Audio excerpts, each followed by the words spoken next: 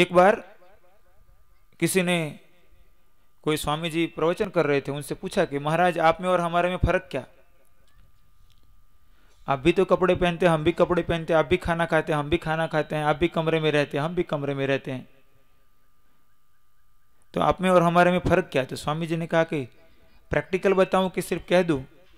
तो वो सज्जन थे, वो थोड़े उत्साह में आ गए, महाराज प्रैक्टिकल बताओ, प्रैक्टिकल बताओ। तो ठीक है, जरा आप आगे आ जाइए। तो सज्जन खुश हो गए, वो आगे आ गए।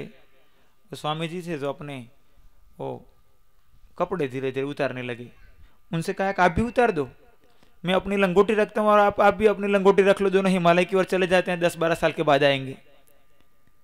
तो उसने कहा महाराज हमारा तो घर परिवार बच्चे सब हैं, तो तुम्हारे मेरे में फर्क इतना ही है, तुम्हारे और मेरे में फर्क सिर्फ इतना है कि तुमने वो पकड़ रखा है और मैंने वो पकड़ नहीं रखा है। मैं सिर्फ उसके साथ उसके ऐसे रहता हूं कि जैसे कमल के पत्ते पर जल की बूंद। आप प्रयत्न करो, घर में रहकर भी तो ऐसे हो सकता है, परिवार के साथ रहकर भी परिवार के मोह से बाहर निकल सकते हो। किंतु कभी कभार ऐसा प्रयत्न करना कि आपका मन आपको छलने वाला ना हो, इसलिए कभी कभार 2 दिन के लिए, 3 दिन के लिए, 5 दिन के लिए यहाँ आश्रम में आ जाओ। फिर प्रयोग करके देखो कि क्या आपका मन आपको घर की ओर खींचता है। घर पे रहकर कहना एक बात है, और जब घर से दूर रहो और यदि खिंचाव बनता है तो आप जो सोचते हो कि मेरा मोह कम हुआ, वो शायद आपका छलावा हो। कोई धनाढ़ व्यक्ति अपने परिवार के बीच में परिवार के प्रति मोहित हुआ,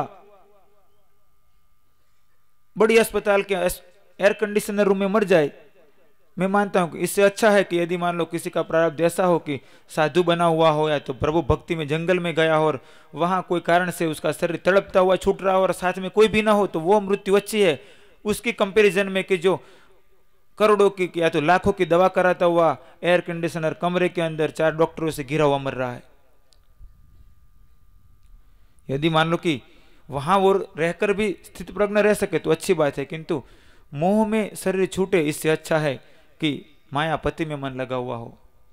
किंतु ज्यादातर लोगों की स्थिति ऐसी होती है कि भक्ति तो, प्रणाम तो मायापति को करते हैं और अंदर भजते माया को है।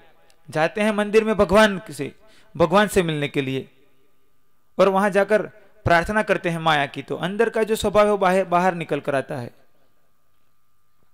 हमें प्रयत्न करना है अपने आप को बदलने का। यदि अध्यात्म की ओर चलना है, ईश्वर की ओर चलना है, धर्म की ओर चलना है, तो ये जरूरी है। और हौसला बुलंद हो तो रास्ते मिल जाते हैं, व्यवस्थाएं बनती चली जाती है।